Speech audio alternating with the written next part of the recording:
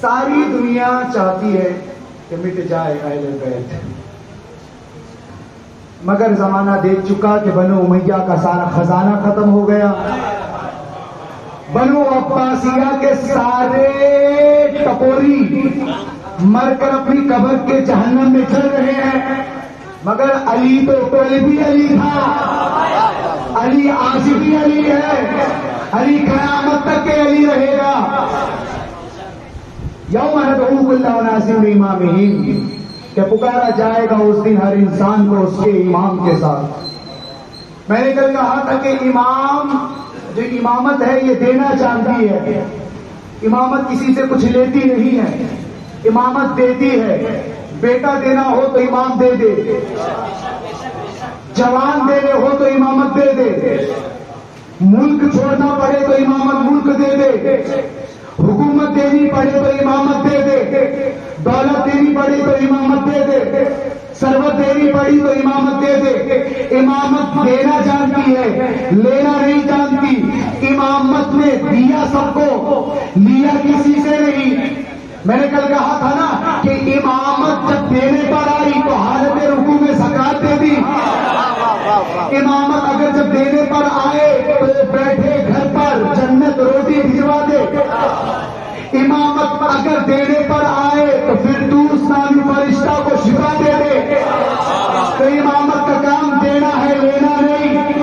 اور آج بھی الحمدللہ امامت پردے غیب میں ہے، مگر چاہنے والوں کو دے رہے ہیں۔ کبھی عشق حسین دیتے ہیں، کبھی ہمیں حسین دیتے ہیں، اور کبھی ہمیں فرش اعضا پر آنے کی توفیق دیتے ہیں۔ امام یہ خزانہ اسے ہی دیتے ہیں جسے امام پسند کرتا ہے۔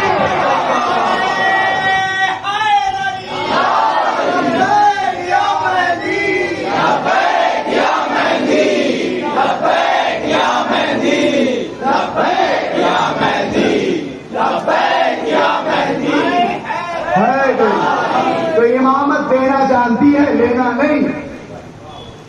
بنو امیہ سے بنو عباسیہ کی جتنی بھی آپ تاریخ پڑھیں گے، حکومت کو ان کی محتاجی تھی، ان کو حکومت کی محتاجی نہیں تھی۔ ہارون رشید ہو، مروان ہو، عبد الملک بن مروان ہو، حشام ہو، مامون ہو، متوکل ہو، کوئی بھی بادشاہ ہو، یہ بیٹھتے تو سلطنت پر ضرور تھے، خطرہ امامت سے لگا رہتا تھا، خطرہ امامت سے لگا رہتا تھا، کیونکہ یہ جانتے تھے ہم تخت پر بیٹھ کر وہ نہیں دے سکتے جو امام مصلی پر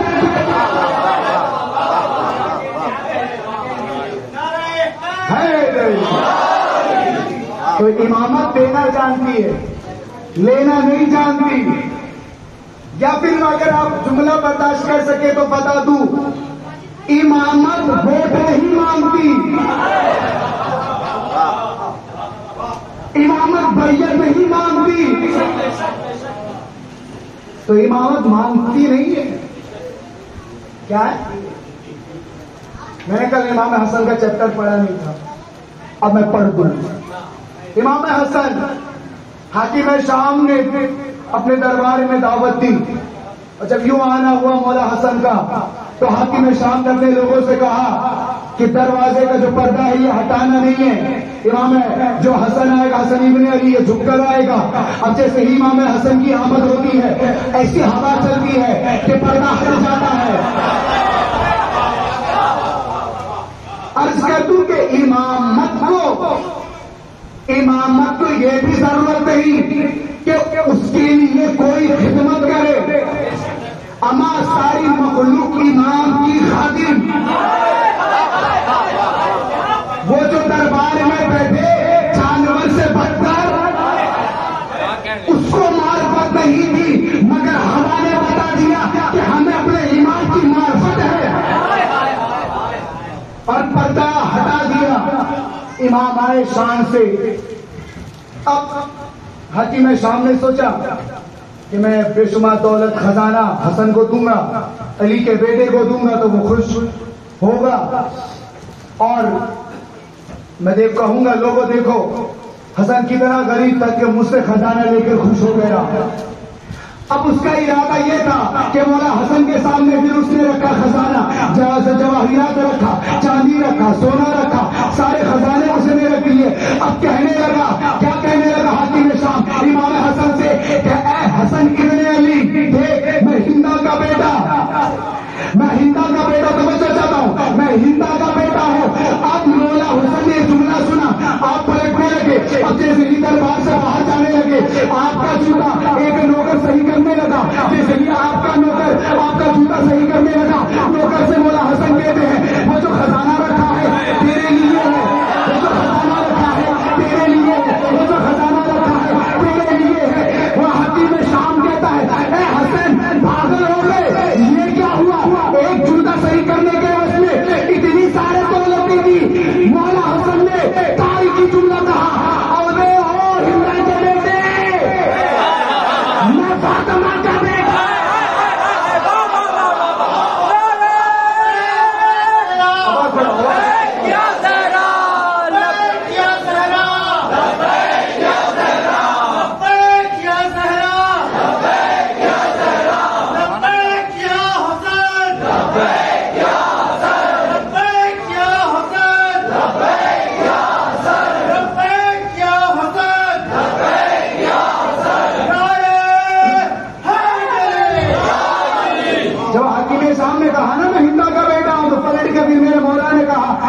ہندا کا بیٹا ہے, میں فاطمہ کا بیٹا ہوں.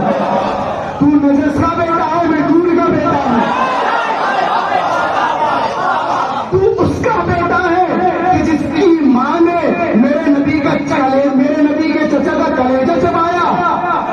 میں اس کا بیٹا ہوں کہ میری ماں نے نبی کی جنگ احد میں ایسی خدمت کی کہ کوئی بیٹی اپنی باپ کی ایسی خدمت نہ کر سکی. تو امامت دینے پر آتی ہے تو جوتا صحیح کرنے کے عوض میں پورا خزانہ دے دے. تو میرے مولا کے چاہنے والوں یہاں پر لو لگا لو اپنے مولا سے, کیا پتا آپ کی یہ مسکراہٹ کے عوض میں ساری کائنات مولا آپ کو دے دے. میری جان ذرا اس کی آواز بڑھائے. آپ جانتے ہیں نا ہم ذاکر کیسے ہوتے ہیں, ہماری خطابت سے منافقوں کا کلیجہ پھٹتا ہے, مائک نہیں پھٹتا. کلیجہ پھٹ جائے گا, منافقوں کا اسپیکر نہیں پھٹے گا, کیونکہ جب ہم مولا کا نام لیتے ہیں تو بخود اسپیکر میں وسعت طاقت آنے لگتی ہے, اس کو خود فیض ملنے لگتا ہے.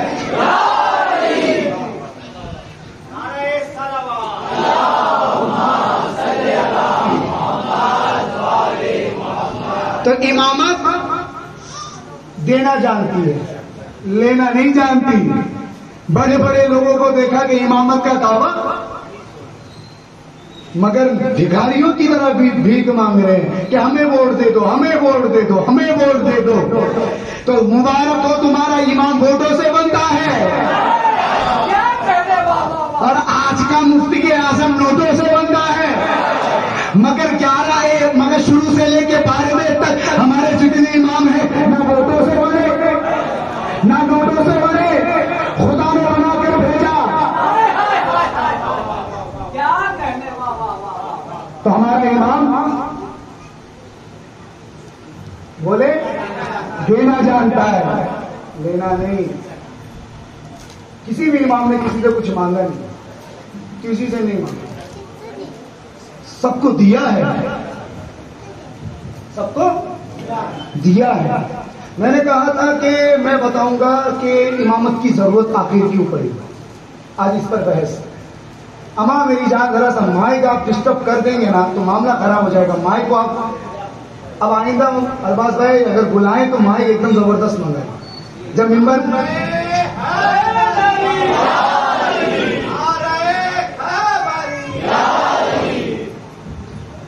تو میں عرض کر رہا تھا کہ نبوت اگر ہے تو امامت کی ضرورت کیوں؟ اللہ نے 1,24,000 پیغمبر کو بھیجا, تمام نبیوں کو بھیجا ہدایت کے لیے. اس کے لیے ادھر ادھر نہ دیکھیں, میری جان ادھر دیکھیں, کس کے لیے؟ ہدایت کے لیے. ہادی بنا کر بھیجا، نبی بنا کر بھیجا، رسول بنا کر بھیجا کہ اے میرے محبو جاؤ، میں نے تمہیں نبوت دی ہے، یہ جو میرے بندے گمراہ ہیں ان کو تم ہدایت دو۔ سب نبی اپنے اپنے دور میں آتے ہیں۔ تو نبوت وہ چیز ہے کہ اس میں ایسی کوالٹی موجود ہو کہ اگر وہ دعویٰ نہ بھی کرے اور اگر وہ خاموش رہے تو اس کے چلنے کو دیکھ کر زمانہ سمجھ جائے کہ یہ تو ہادی ہے، یہ ہدایت دینے والا ہے۔ لگتا ہے نہیں سمجھا میرا مجمع، تو میں سمجھا دوں، نبوت وہ ہے کہ 40 سال تک خاموش رہے، بولنے کی ضرورت نہ پڑے کہ میں نبی ہوں، اور جب بولے تو زمانہ مان جائے اور کہہ دے کہ اس نبی کو ہم نے جھوٹ بولتے نہیں دیکھا۔ تو نبوت میں یہ کوالٹی ہونی چاہیے، تبھی وہ کام کر سکے گا نبوت کا۔ سمجھے میری بات؟ تو نبوت کی ضرورت، ہدایت اگر نبوت اللہ کی طرف سے نہ آتی، ہدایت نہیں ملتی۔ تو ہدایت کا کام کرنے کے لیے اللہ نے نبیوں کو بھیجا، کہا کہ تم ہدایت دو، کیونکہ ہم نے تمہیں ہادی بنا کر بھیجا۔ کیا بنا کر بھیجا؟ ہادی بنا کر بھیجا۔ کیا بنا کر بھیجا؟ ہادی بنا کر بھیجا۔ سارے نبی آتے رہے، ہدایت دیتے رہے، سب نے اپنے اپنے دور میں ہدایت کی، سب نے کی۔ ہمارے نبی آئے تو انہوں نے بھی ہدایت کی، لیکن 40 سال تو خاموش رہے، نہیں بولا میرا نبی، کسی سے نہیں کہا کہ میں نبی ہوں، کہا کسی سے، مگر نبی نے نہیں کہا تو لوگ نہیں جانے۔ لیکن ہائے ابو طالب، ہائے خدیجہ، تیری عظمت کے قربان، میرے مصطفیٰ نے نہیں کہا کہ میں نبی ہوں، مان گیا۔ مانے کس لیے؟ نبی نے نہیں کہا کہ چچا میں نبی ہوں، نبی نے نہیں کہا اپنی بیوی سے خدیجہ نبی ہوں، کیونکہ یہ گھرانہ ہی نبوت کا تھا، یہ گھرانہ تھا نبوت کا۔ نبوت کی زبان بھی خاموش رہے تو نبوت کے جتنے گھر والے ہیں اس کی خاموشی کو پڑھ لیتے ہیں۔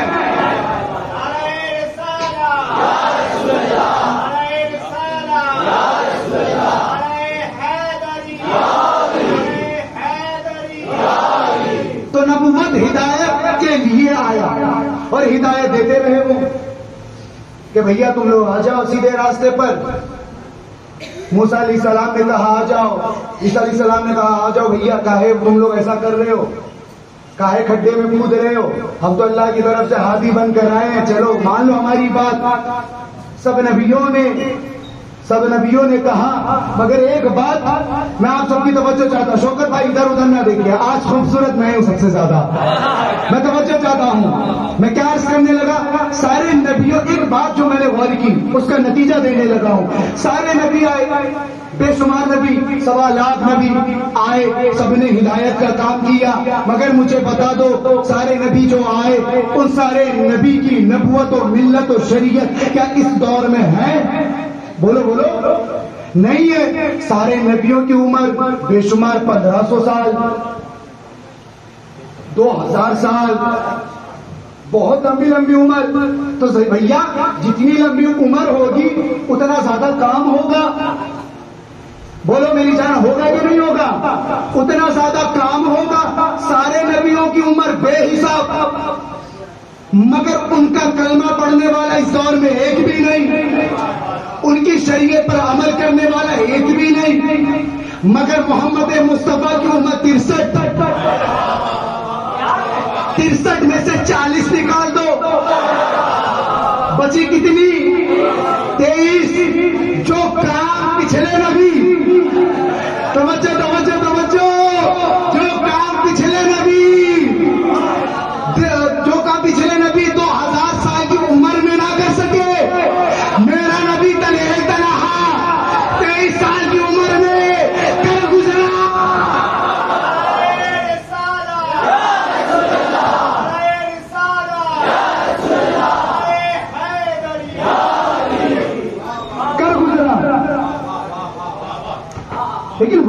ہے کہ کر گزرا؟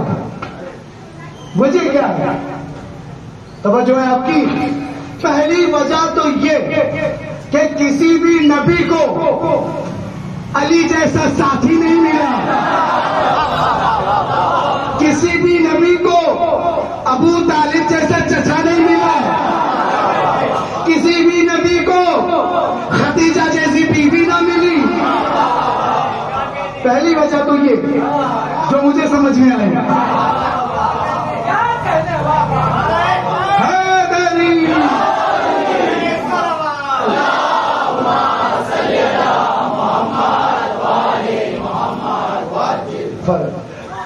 پہلی وجہ تو مجھے یہ سمجھ میں۔ اب سیکنڈ جو میں بتانے لگا ہوں کہ نبی کھڑے ہوئے، کہا کہ اے لوگوں بتاؤ میں نے کبھی جھوٹ بولا؟ کہا کہ نہیں محمد، تم نے میرا جوانی دیکھی، میرا بچپنا دیکھا، یہ جو عمر میری 40 سال کی ہوتی ہے آئی ہے یہ بھی تم نے دیکھا، عرب میں تم نے مجھے سوتا ہوا دیکھا، بولتا ہوا دیکھا، چلتا ہوا دیکھا، پھرتا ہوا دیکھا، کبھی میری نگاہوں کو بہکتے ہوئے دیکھا، کبھی میرے منہ سے غلط بولتا ہوا دیکھا، کبھی مجھے جھوٹ بولتا ہوا دیکھا، کبھی مجھے امانت میں خیانت کرتا ہوا دیکھا۔ سارے کافروں نے، سارے مشرکوں نے کہا کہ محمد تم تو امین و صادق ہو، جھوٹ بولتا نہیں دیکھا، دغا بازی کرتے نہیں دیکھا، تو میرا نبی فقط 1.25 لاکھ نبیوں میں ایک ایسا واحد نبی ہے کہ جس نے پہلے کردار کو منوایا،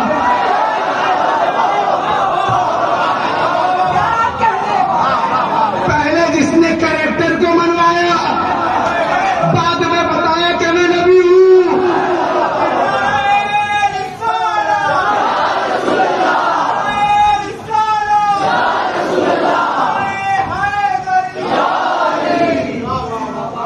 دوسری وجہ یہ مجھے سمجھ میں آئی کہ جب لوگوں نے دیکھا کہ بھیا ہم نے تو ساری زندگی دیکھ لی، انہوں نے جھوٹ نہیں بولا، کچھ کیا نہیں، غلط کیا نہیں، یہاں تک کہ ہم تو ان کے اپنی امانت رکھ کے جاتے، ہمیں سیف ملتی، امانت میں خیانت نہیں دکھتی، تو بھیا جو ساری زندگی اس طرح گزارا تو واقعی میں وہ کوئی عام بشر نہیں، وہ خیر البشر ہوگا۔ اور یہ جو دعویٰ کر رہا ہے جس کی دلیل تو 40 سال سے وہ دے رہا ہے، کیونکہ نبی وہی ہوگا جو معصوم ہوگا، نبی غیر معصوم تو ہوتا نہیں۔ تو اب کہہ لینے دو مجھے، پھر میرا مجمع خاموش نہ بیٹھنا کہ جب نبی اگر معصوم نہ ہو تو پھر مشرک کافر تمام لوگ یہ کہیں گے اے محمد تم تو معصوم نہیں ہو، تو نبی کیسے ہو گئے؟ تو ضرورت بڑی امامت کی، کیوں نبوت کا دروازہ بند؟ نبی کوئی آیا نبی کے بعد تو دنیا تو کہے گی نا، مسلمان کہے گا اے اللہ اب ہمیں تو لاوارث کر کے جا رہا ہے، یا رسول اللہ اب ہمیں لاوارث کر کے جا رہے ہیں۔ ہاں 1.25 لاکھ لوگ، 1.25 لاکھ نبی آئے، ہدایت دیتے رہے، آپ آئے آخری نبی بن کر، آپ ہدایت دیتے رہے، اب آپ بھی جا رہے۔ تو نبی نے کہا نہیں، میں تم کو لاوارث چھوڑ کے نہیں دے رہا، میں وارث دے کر جا رہا ہوں، اور ایک وارث نہیں 12 وارث۔ تو جب نبوت کے بعد امامت منصب پر بیٹھی تو امامت کا بھی وہی جلوہ تھا جو نبوت کے اندر پایا جاتا تھا، امامت کا بھی وہی کیریکٹر جو نبوت کا کیریکٹر تھا۔ اگر میں آپ جملہ سن سکے تو کہہ دوں، امامت کے اندر، نبوت کے اندر اگر معجزہ تھا تو امامت کے اندر بھی معجزہ تھا، نبوت کے اندر اگر کمال تھا تو امامت کے اندر بھی کمال تھا، نبوت کے اندر اگر لازوال تھی تو امامت بھی لازوال تھی، نبوت اگر سچ بولتی تو امامت بھی سچ بولتی، نبوت اگر سورج کو پلٹا دے تو امامت بھی سورج کو پلٹا دے، نبوت اگر بولتے گونگے کو گویائی دے دے، امامت بھی گونگے کو بولنے کا ہنر دے دے، نبوت اگر کندھے سے پتھروں سے کلمہ پڑھا لے تو امامت بھی کنکروں سے کلمہ پڑھا لے، نبوت اگر فرشتوں کو سبق یاد کرائے تو امامت بھی جبرائیل کا استاذ بن جائے۔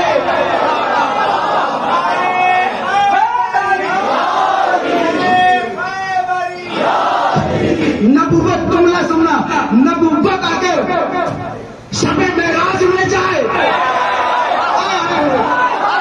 نبوت اگر شب معراج میں جائے تو امامت بھی شب معراج پر پہنچے۔ نبوت سے اگر خدا کلام کرے تو خدا امامت کے لہجے میں کلام۔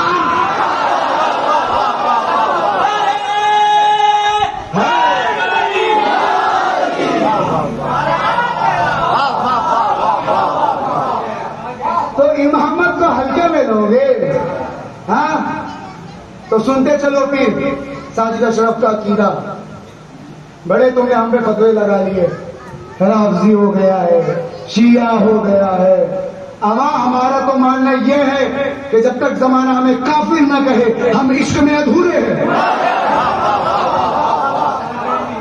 ابھی تم نے ہمیں سند شیعہ کی دیا ہے، رافضی کی دیا ہے، کافر کی دو طرح، کافر کی دو۔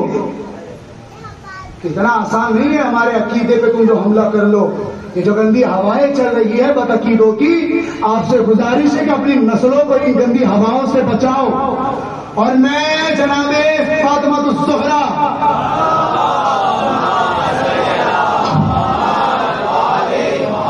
ان کی کنیزوں سے عرض کروں گا، میں تمام خواتین اسلام سے عرض کروں گا، اگر آپ چاہتی ہے کہ آپ کا بچہ بڑا ہوتا رہے، جوان ہوتا رہے اور میثم تمار کا جذبہ رکھے تو اپنے بچوں کو لوریوں میں کربلا سنایا کرو، اپنے بچوں کو دودھ کی گھٹی میں نعت علی پڑھ کر پلایا کرو۔ یہ جتنی بد عقیدوں کی گندی ہوائیں ہیں ان کا رخ دیکھ کر رخ بدل لے گی۔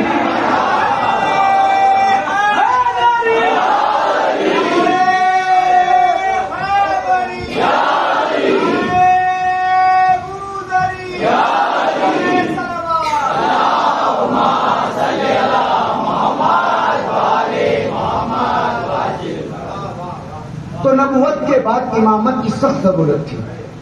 اگر نبوت چلے جاتی پھر کوئی نبی نہیں آتا اور امام بھی نہیں آتا تو پھر قوم تو گمراہ ہو جاتی ہے، کیونکہ امامت آنے کے باوجود قوم گمراہ ہے۔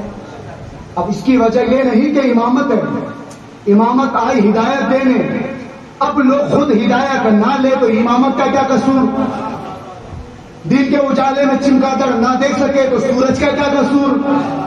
سورج تو سب کو اجالا دے رہا ہے، پنجاب کا سورج تھوڑی ہے تو برادری میں خالی دکھے، سورج تو سب کے لیے ہے، تو اہل بیت بھی سب کے لیے چراغ بن کر ہدایت کا، مگر کوئی اس چراغ کے ہدایت سے ہدایت نہ لے تو اس میں ہدایت کا کیا قصور؟ ہادی کا کیا قصور؟ امام کا کیا قصور؟ اب یمن میں رہنے والے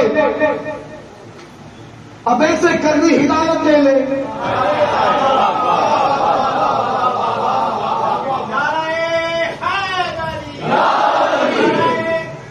یمن میں رہنے والے اب ایسے کرنی ہدایت لے لے، اب پاس میں رہنے والا ابو جہل ہدایت لے لے، تو اس میں محمد کیا کیا قصور؟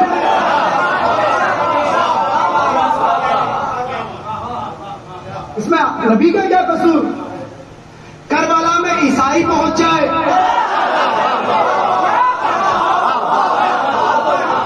مسلمان نہ پہنچ پائے،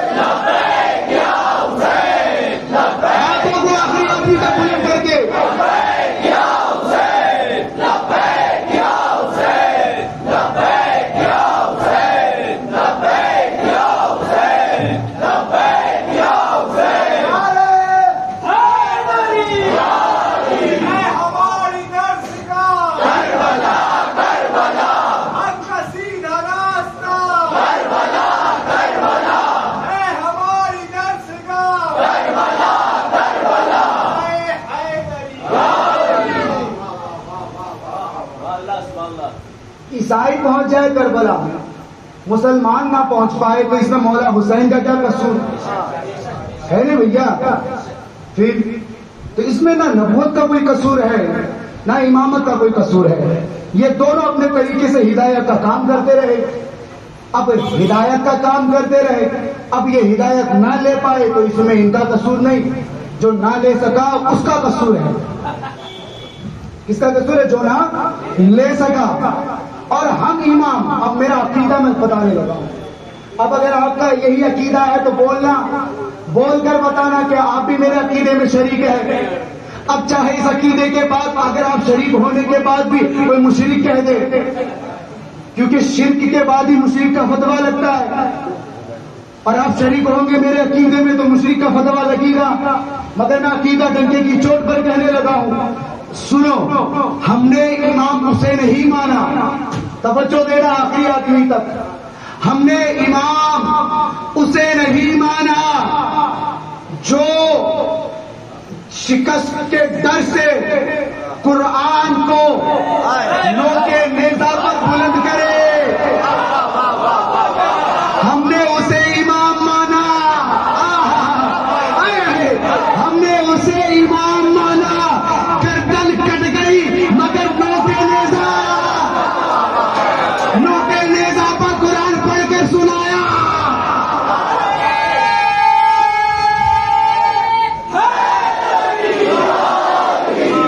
ہم نے اسے امام نہیں مانا جو یہ کہے کہ اگر علی نہ ہوتے میں ہلاک ہو جاتا.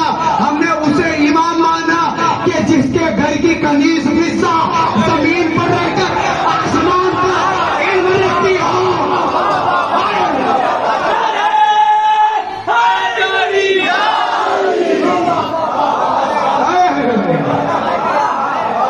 ہم نے اسے امام نہیں مانا. توجہ ہے آپ سب کی؟ جو مسئلہ بیٹی سے پوچھے, ہم نے اسے امام مانا جو ممبر پر آ کر کہے کہ پوچھو پوچھو, جو کچھ تم نہیں جانتے میں ساری کائنات کا علم رکھتا ہوں. ہم نے اسے امام نہیں مانا کہ جس کے اندر چوٹی کے چائے کی طرح شرک ہو. ہم نے اسے امام مانا کہ جس کے لیے نبی نے کہا یا علی تم کو کل ایمان. ہم نے اسے امام مانا کہ جس کے لیے نبی نے کہا کہ علی کا نام مومن منافق کی پہچان.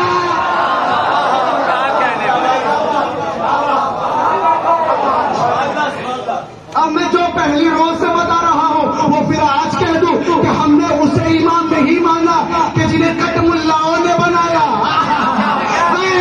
ہم نے اسے امام مانا جسے اللہ نے امام بنایا.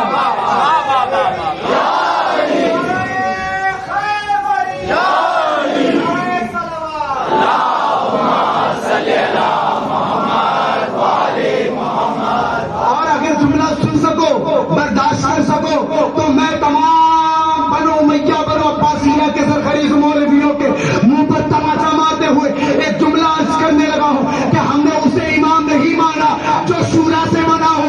ہم نے اسے امام مانا جو قرآن سے. آخری جملہ پھر وہ یہاں پر نعرہ حیدری کی سزا بلند ہونی چاہیے کہ دنیا منافقت کے محل میں ہلچل سی مچ جانا چاہیے کہ ہم نے اسے امام نہیں مانا کہ جو بند کمرے میں بنا ہو.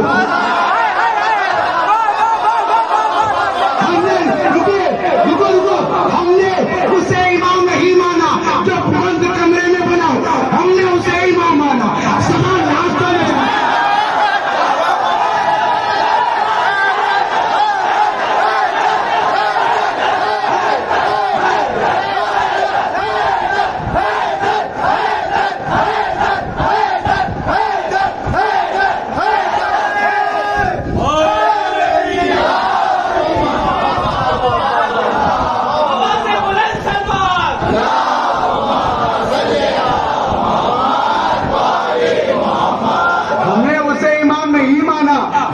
کمرے میں بنا ہو.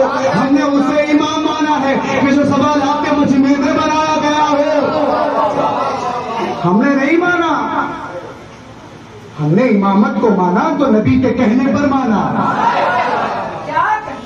لوگ کہتے ہیں نا کہ عید غدیر کیا ہے, غدیر امامت کا اعلان ہے، منافق کے چہرے پر تماچا ہے، اور حکومت کے لالچوں کی زبان پر تالا ہے۔ لوگ کہتے ہیں نا عید غدیر کیا ہے، تو سنو عید غدیر یا ایھا الرسول بلغ کی تفسیر۔ عید غدیر الیوم اکملت لکم دینکم کی تکمیل۔ عید غدیر مومنوں کے لیے عید ہے، اور جو محرم میں غم بتاتے ہیں ناجائز ہے، عید غدیر کے دن ان کے لیے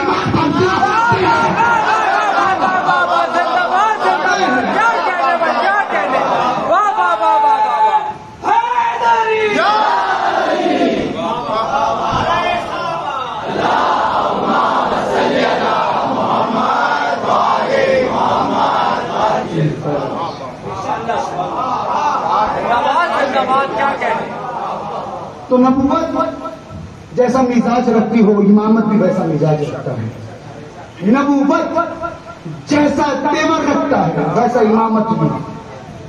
کبھی تو میرے نبی نے کہا اولنا محمد واوسطنا محمد واخرنا محمد وکلنا محمد، ہمارا پہلا بھی محمد ہے، ہمارا بیچ والا بھی محمد، ہمارا آخری بھی محمد، ہم سب کے سب محمد ہیں۔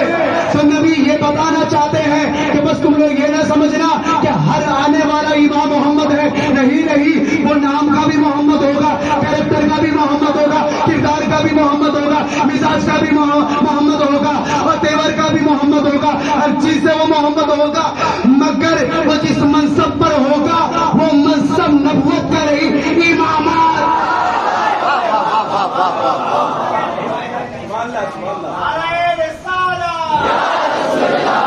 نبوت و امامت میں فرق بس اتنا ہے کہ نبی کے ساتھ نبی محمد کے ساتھ نبی کا لفظ، 12 امام کے ساتھ نبی کا لفظ نہیں، باقی کچھ فرق نہیں، کچھ بھی نہیں۔ کوئی آئے ڈنڈی کی چوٹ پر بات کہے مجھ سے کہ ہاں فرق ہے محمد اور علی میں، تو میں کہتا ہوں کہ بھی دلیل دینا، اور میں قرآن سے یہی بیٹھے بیٹھے بتاؤں گا کہ محمد علی میں کچھ فرق نہیں ہے، کچھ فرق نہیں ہے، کیونکہ امامت ایک ایسا منصب ہے کہ جو لوگوں کی ہدایت کے لیے اللہ نے بنا کر بھیجا۔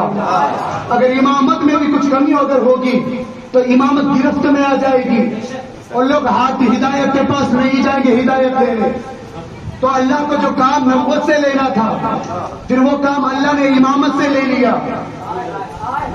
وہ کام امامت سے لے لیا۔ تو 12 امام ہمارے ہیں، ہم ان کو ماننے والے ہیں۔ 12 امام آئے، مولا علی بن مرتضیٰ علیہ السلام سے لے کر امام حسن عسکری علیہ السلام تک، تمام جو 11 امام ہیں ان سب کو شہید کیا گیا، زہر سے، خنجر سے کیا گیا، نہیں مارا گیا۔ میں بھی مسائل نہیں پڑھ رہا، میں ایک نقطہ دینا چاہتا ہوں۔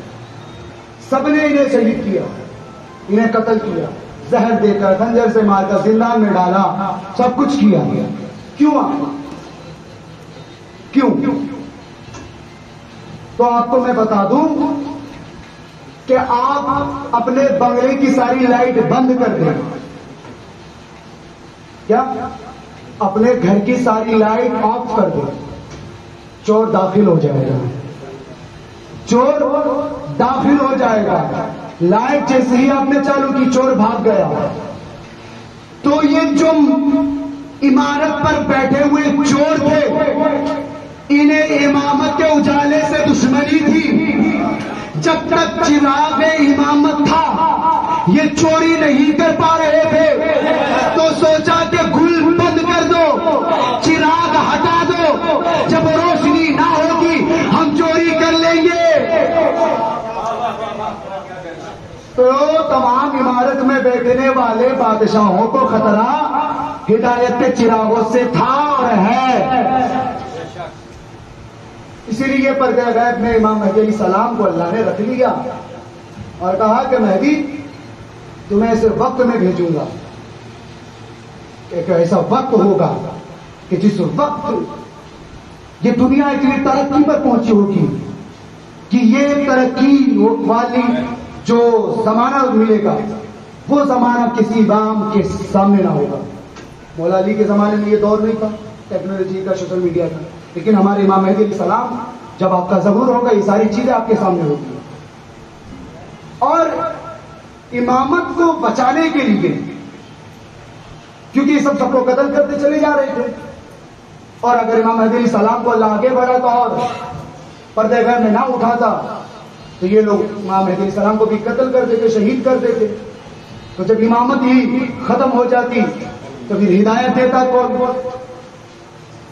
ہدایت دیتا کون؟ تو آخری امام کو اللہ نے پردے غیب میں رکھا ہے تاکہ اے امام مہدی تم پردے غیب میں رہنا, تم پردے غیب میں رہو گے, رہنے کے باوجود بھی جو تمہارا چاہنے والا ہوگا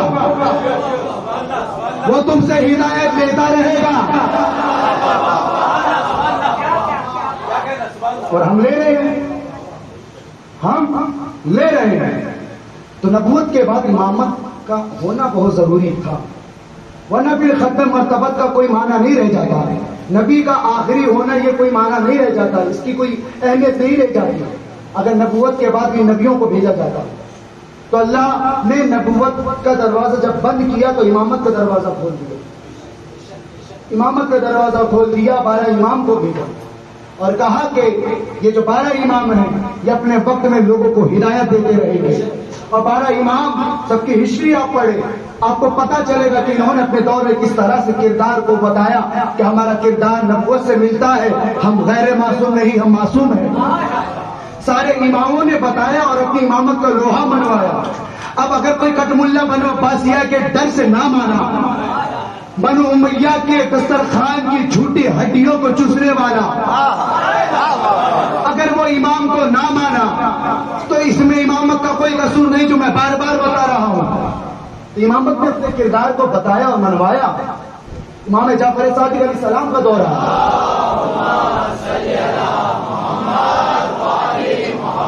اب ان کا دور اٹھا کر دیکھو, انہوں نے بھی علم کا ایک ایسا کام کیا, اپنے ایسے ایسے علم ایجاد کیے. جتنے بھی علم اگر آپ اس دور میں دیکھتے ہیں کہ جس کو غیر مسلمان زیادہ یوز کرتا ہے اور بڑے بڑے یونیورسٹیز میں امریکہ ہو, لنڈن ہو, وہاں پڑھائی جاتی ہے, تو امام جعفر صادق کا ہی سبجیکٹ ہے جو امام جعفر صادق نے ایجاد کیا تھا. امام جعفر صادق نے علم کا بہت بڑا کام کیا. علم جعفری ہو, فزکس ہو, میتھمیٹکس ہو, یہ سارے جتنے بڑے بڑے علم تھے امام جعفر صادق نے اس کو ایجاد کیا. اور بڑے بڑے جو علماء ہیں, چاہے ابو حنیفہ ہو, چاہے امام شافعی ہو, چاہے کتنے بھی بڑے بڑے امام ہو, یہ سارے سب کے سب اس کا اگر کوئی ساتھ وہ امام جعفر صادق علیہ السلام تھے. تو امامت نے ایسے بڑے بڑے لوگوں کو پیدا کیا, محدثوں کو پیدا کیا, مجتہدوں کو پیدا کیا. تو امامت ہی یہی کام کر سکتی ہے. اتنا بڑے منصب پر پہنچانے والا اس کے پیچھے امامت کا ہی ہاتھ ہے. میں آپ کو ایک بات بتاؤں, آج اگر کوئی کسی یونیورسٹی سے نکلتا ہے تو جب وہ بڑے منصب پر پہنچتا ہے تو جس اسکول یونیورسٹی سے پڑھتا ہے وہاں سے اخبار چھپتا ہے. لوگ بتاتے ہیں کہ یہ جو آج اس مقام پر پہنچا ہے اس نے فلاں کلاس تک ہمارے اسکول میں پڑھا, فلاں کلاس میں اس نے یہاں تک پڑھا. جیسا کہ جب منموہن سنگھ, اب ہمیں تو اپنے اس وقت کے پردھان منتری کا تو کچھ پتا نہیں ہے کہاں تک پڑھے, کتنے پڑھے, لیکن منموہن سنگھ کا جب دور تھا, جب وہ پردھان منتری بنے تو پنجاب سے پاکستان, جب وہ پہلے وہاں پہ پڑھتے تھے, وہ وہاں سے ایک اخبار چھپا تھا کہ لکھا تھا کہ منموہن سنگھ جی نے یہاں سے اتنی تعلیم حاصل کی. اس کی وجہ کیا تھی کہ اسکول اور کالجز والے نے یہ بات کہی کہ منموہن سنگھ جو یہ پرائم منسٹر بنے ہیں, انہوں نے اپنی شروع تعلیم جو کی تھی وہ ہمارے یہاں سے کی. اسکول والے یہ بتانا چاہتے تھے کہ جو آج پی ایم بنا ہے تو وہ ہمارے یہاں سے پڑھ کر بنا ہے, ہمارے یہاں سے پڑھ کر بنا ہے. اور وہ علی جس نے بڑے بڑے عالموں کی بولتی بند کی اور کہا کہ ابھی میرے پاس وہ علم نہیں جس علم کے مقام پر میں پہنچا. اب مجھے ذرا بتاؤ علی جو اتنا بڑا عالم جو ہر وقت ہر لمحہ علم کی بات کرے. ایک خطابت ہوتا ہے اور ایک فیصلہ ہوتا ہے, ایک امامت ہوتی ہے, ایک بولنا ہوتا ہے, ایک نصیحت کرنا ہوتا ہے. یہ ساری چیزیں الگ الگ ہیں. میری بات سمجھے آپ؟ یہ ساری چیزیں الگ الگ ہیں. خطابت اسے کہتے ہیں کہ جس کی روانی برقرار ہو, روانی برقرار ہو, اور جو مجمع بیٹھا ہے, کیونکہ مجمع جب آتا ہے تو جتنے لوگ ہوتے ہیں اتنے ذہن ہوتے ہیں, تو خطابت اسے کہتے ہیں کہ مجمع کے ذہن کو ایک جگہ کر دے, اور جب تک خطابت ہوتی رہے اس کے دماغ میں دوسرا خیال نہ آئے. اسے کہتے ہیں خطابت. علی جب خطابت میں بیٹھے تو علی جیسا کوئی خطیب نہیں, علی جیسا کوئی خطیب نہیں. مگر جب فیصلے کی بات آئی تو فیصلے میں روانی نہیں ہے, فیصلے میں آہستگی ہے, سنجیدگی ہے, سوچ وچار ہے.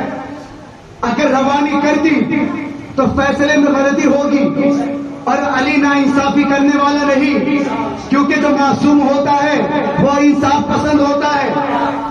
تو علی جب فیصلہ کرنے بیٹھے تو علی سے بڑا کوئی جج نہیں. علی جب خطبہ دینے بیٹھے تو علی سے بڑا کوئی کلام کرنے والا نہیں. علی جب غیب کی خبر بتانے والے, علی جب غیب کی خبر بتانے لگے تو علی سے بڑا کوئی غیب داں نہیں.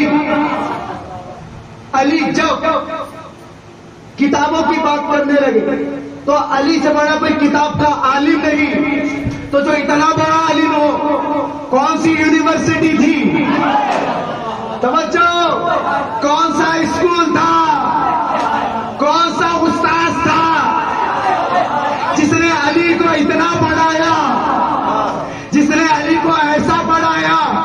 اما ابو ہریرہ نے نبی کا جھوٹا دودھ کیا پی لیا. امت نے روایت اگر لے لی ابو ہریرہ سے لے لی, مگر مجھے بتاؤ کہ جب دودھ جھوٹا پینے کا یہ حال کہ جب حدیثوں کو پڑھو تو راوی خالی ابو ہریرہ نظر آئے, مگر وہ علی جو یہ کہتے ہو میں نے نبی کی زبان بھی چوسی, میں نے نبی سے علم بھی حاصل کیا, تو جب نبوت امامت کا احساس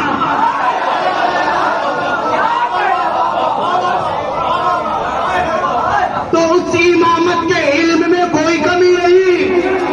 وہ جو کہے حرف آخر, وہ جو بولے حجت خدا. اور بس اتنا ہی نہیں, رکیے, بس اتنا ہی نہیں, امامت وہ ہے جو دیکھ کر نہیں بتائے کہ یہ ہے. امامت اگر بول دے خدا کہے یہ ہے.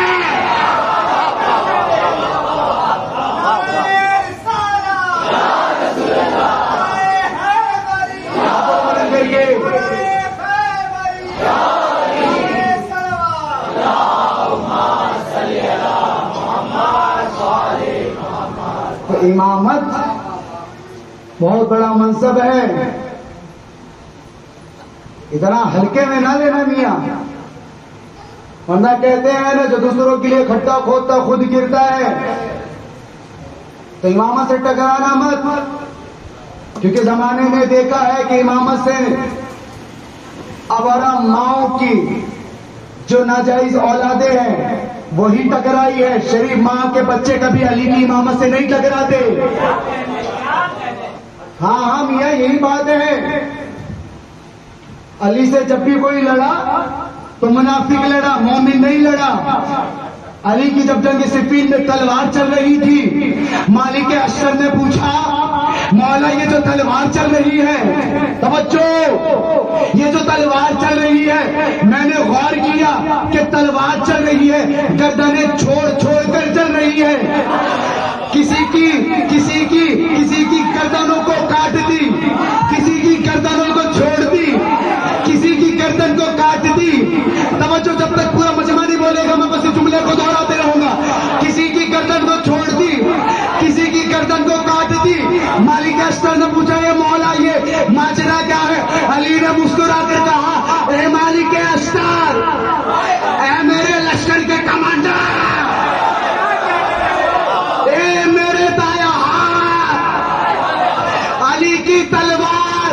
صرف یہ نہیں دیکھتی کہ دشمن کون ہے، علی کی تلوار نسل دیکھ کر چلتی، جس کی نسل حرامی ہو ذوالفقار چل جاتی۔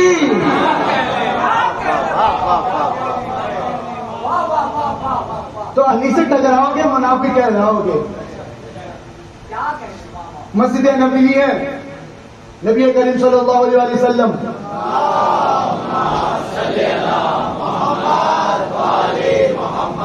ایسا وقت تھا کہ کچھ حضرات تھے جو فجر کی نماز میں دیر میں پہنچتے تھے، پڑھا لکھا مجمع ہے، آپ جانتے ہوں گے، کہ نبی نے پھر پوچھا کہ بھیا کاہے اتنا دیر آتے ہو، ہاں رات کو کیا کرتے ہو، جاگرن کرتے ہو؟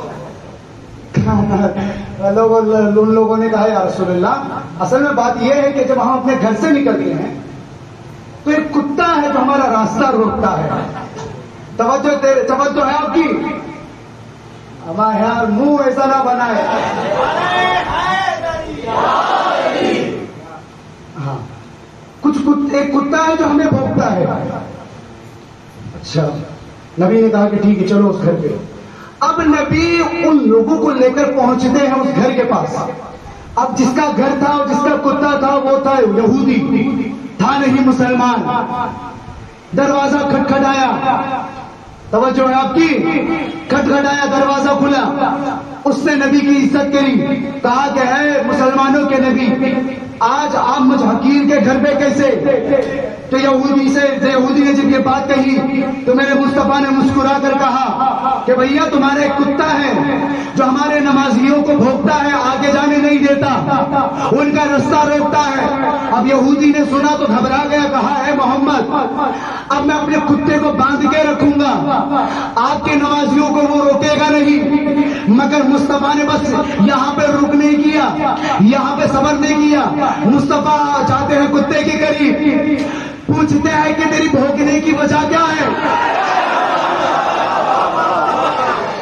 تیرے بھونکنے کی وجہ کیا ہے؟ اب جس طرح سے نبی، جیسے ہی نبی نے کہا تیرے بھونکنے کی وجہ کیا ہے، وہ کتا جو عربی نہیں جانتا نبی کے حکم پر کہنے لگا یا رسول اللہ میں کیا کروں؟ یہ جب یہاں سے گزرتے تھے علی کی چغلی کر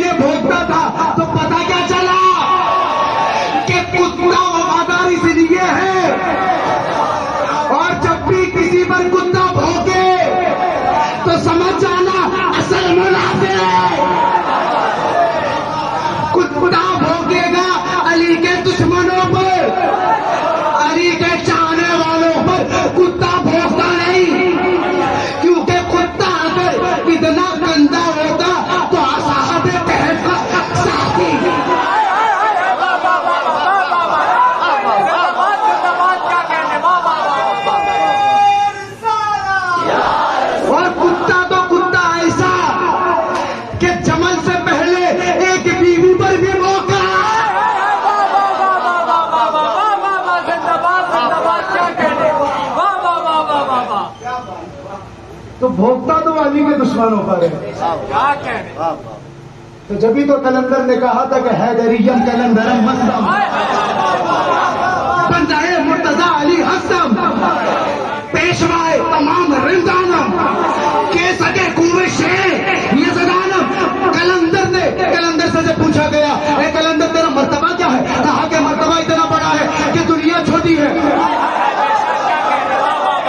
مرتبہ اتنا بڑا ہے کہ دنیا چھوٹی ہے، مگر جب نظر پڑتی ہے نجف اشرف پہ، نجف کی گلیوں پر، تو کلندر جو کہتا ہے کہ مرتبہ اتنا بڑا کہ دنیا چھوٹی، علی کی چوکھٹ پہ نظر ڈال کر کہتا ہے کہ سچے کنویں شیر، کہ میں کلندر ہو کر بھی علی کے گلی کا ایک کتا ہوں۔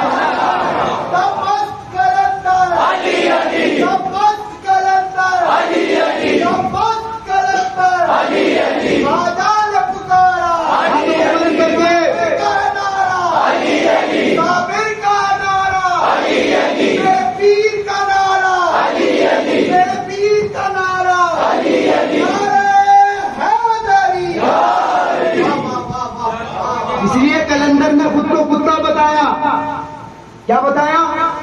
کتا بتایا، کیونکہ کلندر بھی جانتے تھے کہ جب نبی نے پوچھا کہ بھیا تو کاہے بھونکتا ہے، تو کہا کہ علی کی چگلی کرتے ہیں. علی کلندر کہہ سکتے تھے نا میں شیر ہوں اس گلی کا، لیکن کہا تو کتا کہا، کیونکہ وہ جانتے تھے کہ تاریخ میں جانوروں میں جتنا کتا وفادار ہوتا ہے اتنا کوئی وفادار نہیں. حتیٰ کہ کچھ جانور ایسے ہوتے ہیں بھوک لگنے پر اپنے بچوں کو کھا جاتے ہیں. ایسے جانور تاریخ میں پڑے ہیں. توجہ چاہتا ہوں، جب بھوک لگی، لالچ لگی، بھوک لگی حکومت کی، توجہ توجہ، اپنے بچوں کو نہیں چھوڑا. کیا کہنے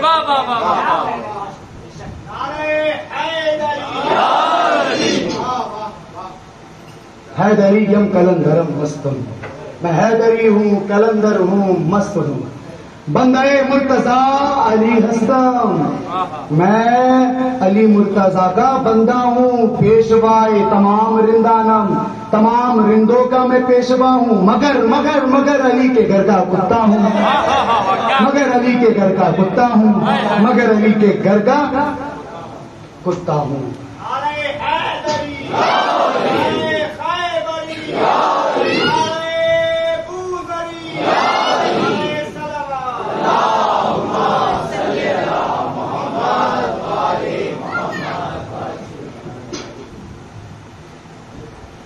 آپ نے کافی دیر سے فضائل سنے، مگر آؤ چلو ایک بی بی کے میں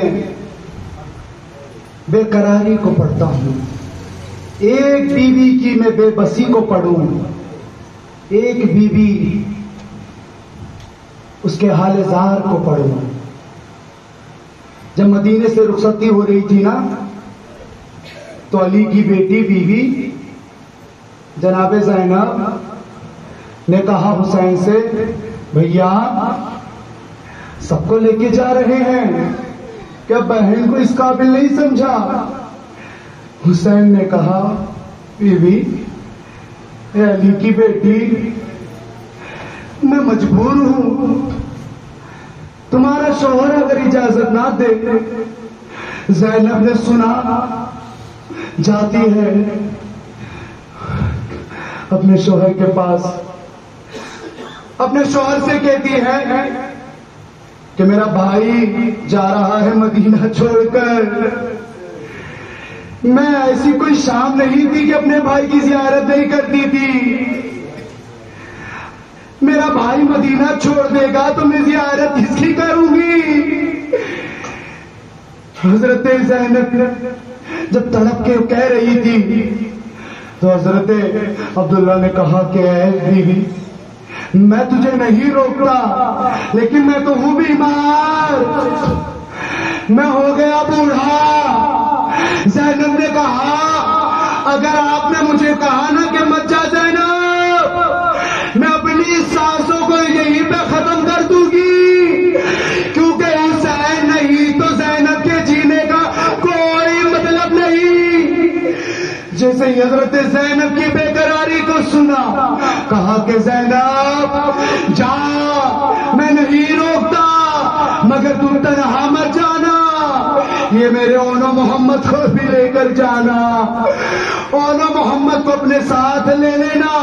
اب جیسے اونو محمد کو آغوش میں حضرت زینب لیتی ہے نا، تو حضرت زینب کے شوہر کہتے ہیں، اے میری بیوی یاد رکھنا، جب حسین کو ضرورت پڑے نا، ایک بیٹا اپنی طرف سے قربان کرنا، ایک بیٹے کو میری طرف سے. حضرت زینب اپنے دونوں بیٹے کو لے کر پہنچتی ہے کربلا کے میدان میں. عزیزوں، رونے میں کوئی کنجوسی نہ کرنا، رو کر بتانا. یا جو کنیزیں بیٹھی ہے ان سے کہوں گا کہ تم بھی رونے میں کنجوسی نہ کرنا.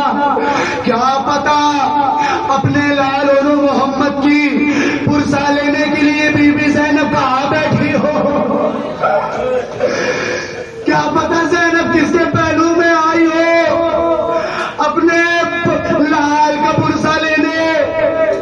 وہ تمہیں دیکھ رہی ہے، پردہ غیب ایسے امام بھی دیکھ رہے ہیں کہ کون ہے جو میرے اجداد کے غم میں روتا ہے.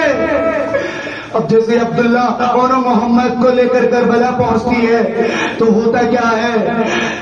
حضرت زینب حضرت عباس سے کہتے ہیں عباس یہ اونو محمد ہے نا، میں چاہتی ہوں کہ میرے بھائی کی طرف سے یہ سب سے پہلے لڑے. عباس کہتے ہیں کہ بیوی میں کیسے اجازت دے دوں، میں کیا کروں؟ اب اونو محمد پہنچتے ہیں حسین کے پاس، کہتے ہیں ماموں آپ کی بہن کے بچے ہیں نا، ہم چاہتے ہیں کہ آپ کے لیے قربان ہو جائے. حسین کہتے ہیں بیٹو تم ابھی چھوٹے ہو، تم نے دنیا نہیں دیکھی، تمہارا باپ مدینے میں بیمار ہے، تم نہیں جا سکتے. یہ تڑپنا ایسا تھا اور محمد کا زینب کے پاس پہنچ کے کہتے ہیں امی جان حسین بھی اجازت نہیں دے رہے. زینب کے عباس کو بلاتی کہتی ہے عباس حسین سے کہو زینب بلا رہی ہے.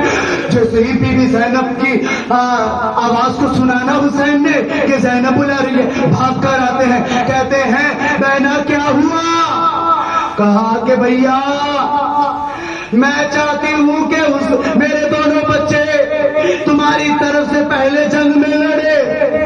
حسین کہتے ہیں میں بیوی میں کیسے کہہ دوں، تمہارا شوہر نہیں ہے. زینب نے کہا کہ میرے شوہر نے کہا تھا کہ اگر حسین کو ضرورت پڑے تو دونوں کو قربان کر دینا. ہائے زینب، ہائے زینب، اگر آج کوئی ماں کے سامنے ایسا منظر آئے کہ سامنے موت ہے اور بچوں کو بھیجنا ہے تو ماں کی ممتا یہ ہوتی تھی کہ خود قربان ہو جاتی، بچے کو ہونے نہیں دیتی، کیونکہ ماں تو ماں ہے، بیٹے کا لاشا تڑپتا نہیں دیکھ سکتی. مگر وہ زینب جس سے ہم گنہگاروں کے لیے مقصد کربلا کو بتانے کے لیے، رسول کے مذہب کو، شریعت کو، اسلام کو بچانے کے لیے یہ گوارا کر لیا کہ اپنے بچوں کو بھیج دے. اب اونو محمد کو تیار، ایک بچے کو عباس تیار کرتے ہیں، ایک بچے کو حسین تیار کرتے ہیں. عباس تیار کر چکے، حسین بھی تیار کر چکے. گھوڑے پر بٹھایا گیا. ایک بھائی نے دوسرے بھائی سے کہا کہ بھیا تم میمنہ سے حملہ کرنا، میں سرا سے حملہ کروں گا. دونوں کل پہ لشکر میں پہنچیں گے. اور زینب نے جاتے ہوئے بچوں سے کہا کہ بیٹو جب تم نہر فرات میں پہنچانا تو اپنے ماموں کی پیاس کو یاد کر لینا. جب تم ہاتھوں میں پانی لینے لگو اپنے بھائیوں کی پیاس کو یاد کر لینا اور پانی نہ چھونا. اب حضرت اونو محمد دوڑ پڑے، قلب لشکر پر حملہ. جب امر سعد کے قریب پہنچنے لگے، امر سعد نے کہا کہ ایک ساتھ حملہ کرو. دو معصوم سے بچے، ہزاروں بھیڑیوں کا شکار. ایک نے ایک بچے کے سر پر تلوار ماری،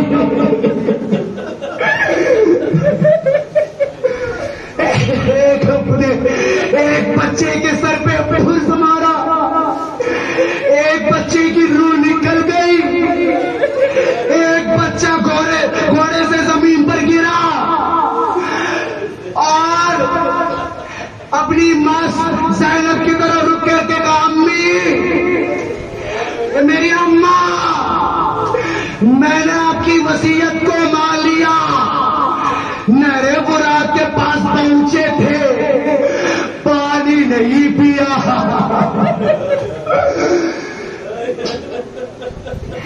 پھر تڑپ کر حسین کی طرف کہا مامو جان یہ تو ننھی سی ایک جان تھی،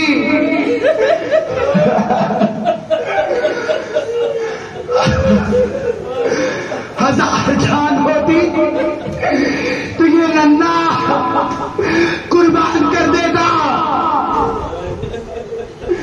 ہائے لاشا پڑا ہے۔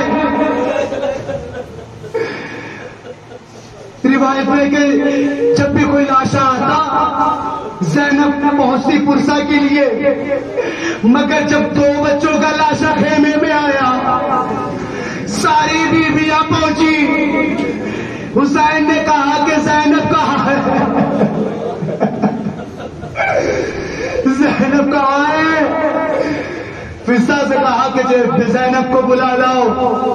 بی بی آتی ہے، دونوں لاشوں کے بیچ میں بیٹھی ہوئی ہے، ایک ہاتھ اون کے سینے پر، ایک ہاتھ محمد کے سینے پر، اور کہیے کہ اون محمد، میرا بھائی تو اب تنہا ہو گیا، اب میں کسے قربان کروں؟ میں اب کسے قربان کروں؟ جب یہ قافلہ جانے لگا تمام لاشوں کو دفنایا گیا، اور جب چہلم کے وقت جناب زینب پہنچی، ساری قبروں کو چراغا کیا گیا، ساری قبروں پر حاضری دی گئی، مگر زینب اور محمد کی قبر پہ نہیں گئی۔ دور سے ودا کیا اور کہا کہ بیٹا، اے میرے شیرو، یہ زینب کا جگر ہے کہ میں نے تمہیں ودا دور سے ہی کر دیا۔ وہ لاشا جو معصوم سا تھا، ان کے پیشانی پر برز مارا گیا۔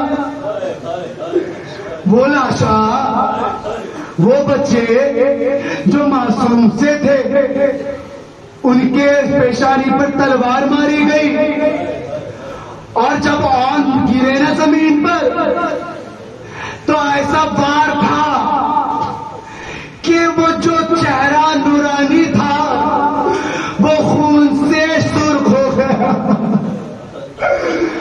لال ہو گیا۔